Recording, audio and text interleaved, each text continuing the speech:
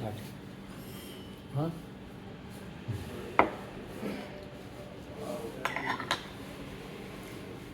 तो पिछली बार जो एक प्रश्न मैंने आपसे पूछा था, तो विचार करने के बाद मैं फिर से सेम प्रश्न पूछना चाहूँगा।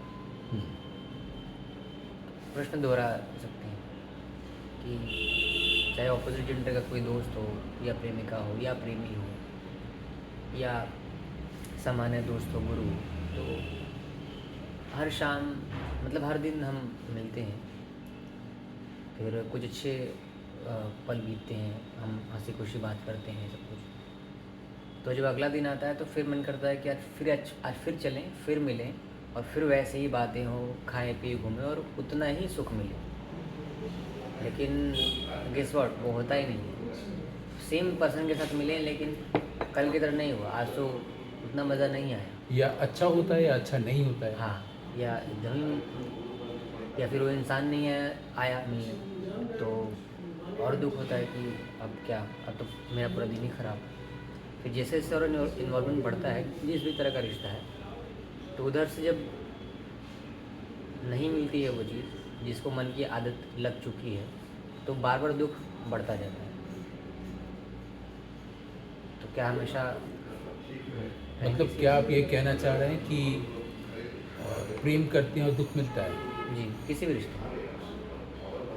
किसी भी रिश्ते में? हाँ, मैं थोड़ा लगाव शब्द भी यूज़ करना चाहूँगा यहाँ। तो आप प्रेमी प्रेमिका की बात को फोकस कर दें अगर तो ज़्यादा ईजी हो जाएगा। प्रेमी प्रेमिका में जो प्रेम है युगों युगों से, और लोग एप्पल की दुनिया से लेकर आज तक जान रहे हैं, उस एप्पल से इस एप्पल तक, है ना। तो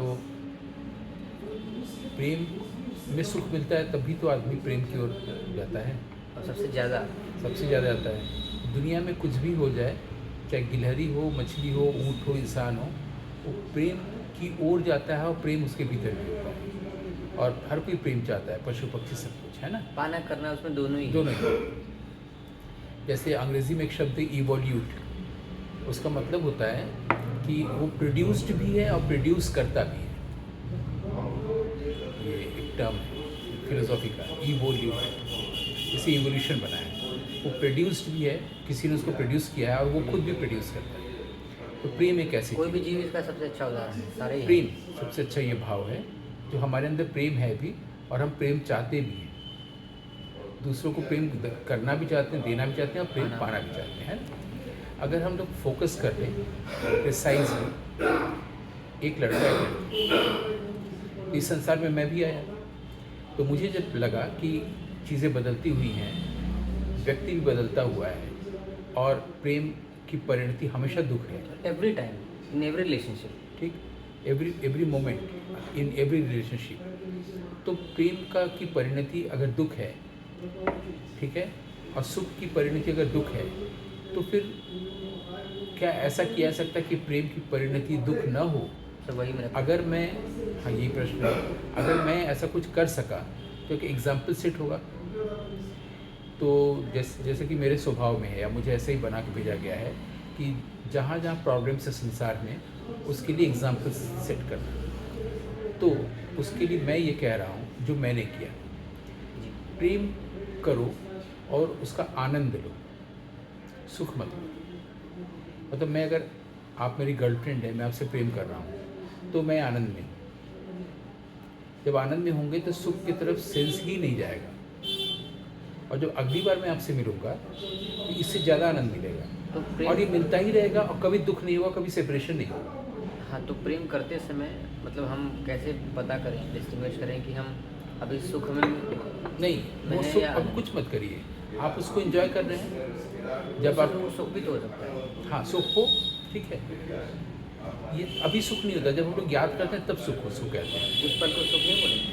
नहीं, उस पल में आप जी रहे होते हैं और अच्छा लग रहा होता है, तभी आपको बाद में उसको आप सुख कहते हैं ना। जी, और जब दुख होता है तो बाद में जब याद करते हैं एक्सपीरियंस में, तब उसको एवर्शन कहते हैं, उससे आप अलग होना चाहते हैं। राग और द्वेष जो शब्द है, राग स्मृति है, मेमोरी है उस एक्सपीरियंस का जब आपको सुख मिला, और द्वेष भी मेमोरी है बाद में जिससे आपको दुख मिला।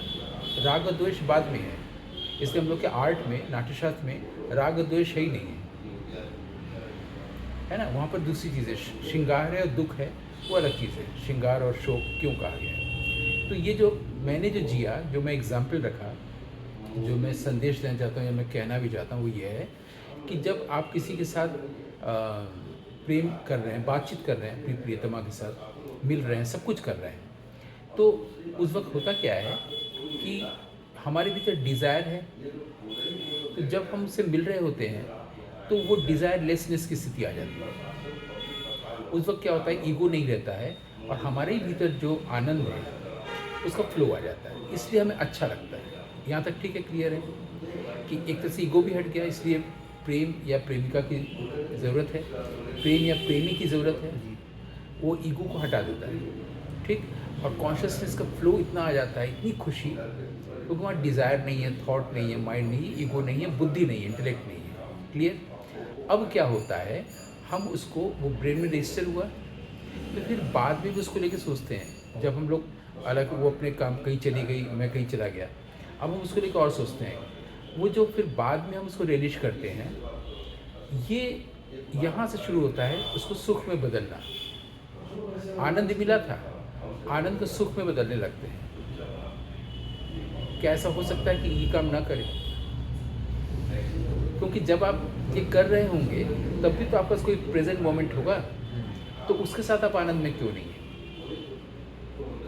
अब देखिए, कई बार ऐसा होता है जब आप बहुत खुश होते हैं प्रेम के बाद ही, तो बहुत से दुकानदार से भी बात करें तो बहुत खुशी खुशी, एक्वेरियम में किसी मछली को ऐसे करें तो वहाँ भी खुशी खुशी चल रहा है ना, पानी भी शरबत लगता है, पानी भी शरबत लगता है।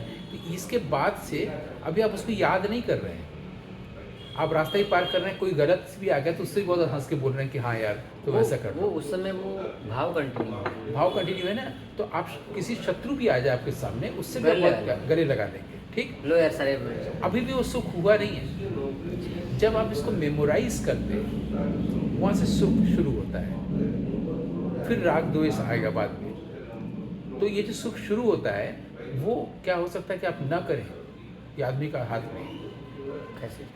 ऐसे कि जिस पल वो ऐसा कर रहा है उस पल वो किसी और चीज़ के साथ प्रेजेंट है, उसका आनंद नहीं ले रहा है। जैसे हाथ में कलम है, या पेंटिंग करना, या किताब पढ़ना, या दृश्य को देखना, कुछ भी, उस प्रेजेंट मोमेंट चांद को देख रहा है, आनंद ले, उस मोमेंट को आनंद लेना। और फिर अगली मुलाकात में जब वो मिलेगा तो इसकी कोई मेमोरी नहीं रहेगी जो उसने सुख के रूप में इनकलकेट किया होगा, नहीं रहेगी। मेरी गारंटी है कि उससे ज़्यादा आनंद आएगा। इसी तरह से दो व्यक्ति का साथ रह रहे हैं, कि जब प्रेमी प्रेमिका तो मिले और फिर चले गए, अभी तो शादी नहीं हुई है, हमारे साथ रह रहे हैं, वहाँ भी वो इस चीज़ को, लाइवलीनेस को, फ्रेशनेस को बनाए रख सकता है। उसके बाद मेमोरीज होती है, इसलिए वो झगड़ा करता है बुरी चीज़ों का, और अच्छी चीज़ों को याद करके फिर थोड़ा सा उदार और करुणावान होता है। प्रॉब्लम वहाँ पर है। तो जितनी भी हम लोग की चीज़ें बताई गई हैं, माइंड और ये वो सब हटा दें, कुछ ना करें, आनंद में रहे, और आनंद में रहे, कंटिन्यू करें।